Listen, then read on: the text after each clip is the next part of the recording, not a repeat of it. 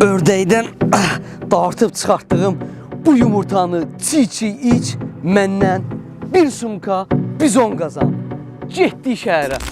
Salam xanım. Salam. Sizə bir sumka bizon versəm və əlimdəki ördək yumurtasını çiğ-çiğ içərsiniz. Mən sizə 100 manat verim gedin də. Ver də 100 manatı bəs. Qardaşım, bir sumka bizon istəyirsən? Niyə istəmirəm ki? Onda bir dənə bu çiğ yumurtanı içməlisən. Sən ikisini də içeyim, 2 paket bizon ver. Razısan? O, bez problem. Ver gəlsin. İkisi eyni vaxtda içməlisən, ha, Selam. belə. Sırf problem yox. Bir daha bunu çiğ-çiğ içməlisən, sveji yumurtadır. Yox. İkisini birdən, getdik. Allah hə. Oh, dibində qəşəng. Ah. Dibində qəşəng soğur. Tökünmə sən elə. Bilib qurtardı. Ördək halallığını versən qaqa. Lal ördək dilə gələcək bundan sonra. Qaqa bu qısaladı. Nə salfetka ver. Al qaqa. Bu da ikisi tüp Qaqa bərəndi. taşdı.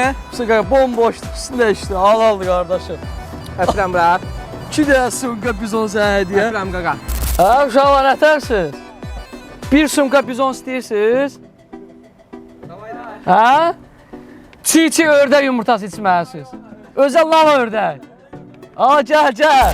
Qardaşım, bir sumka ağızda kimi dolu bizon istəyirsən? Ha, Bir dənə şərtim var. Bu lal ördəyin yumurtasını çiğ-çiğ içməlisən. çaydı. Getdik. Bir nəfəsə getdik. Tamam ya ördək.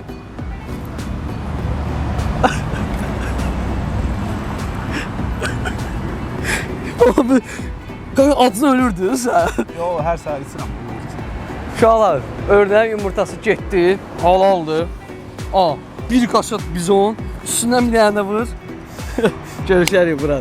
Bu videoya komentar yaz. Əgər sənin komentariyan 0 like toplasa, bir kaset bizon məndən sənə hədiyyə. Əgər videoda xoşva gəldisə, bir dənə like qoyub səhifəmə takib atmağı unutma.